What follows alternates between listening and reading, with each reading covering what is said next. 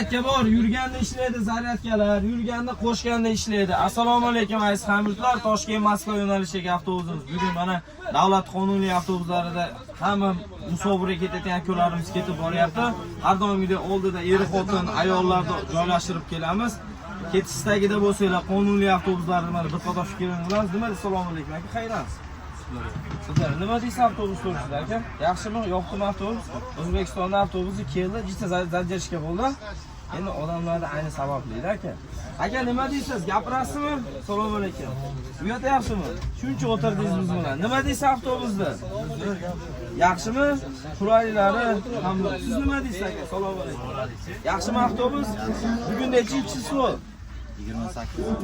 Bugun 28-mart. Kelayotgan hayitlar bilan hamma ukalarimiz, ayollar, opajon nima deysiz avtobus to'g'risida? Yo'qdimi? Aldovmadimi? O'zbekistondan miyasizmi avtobusga?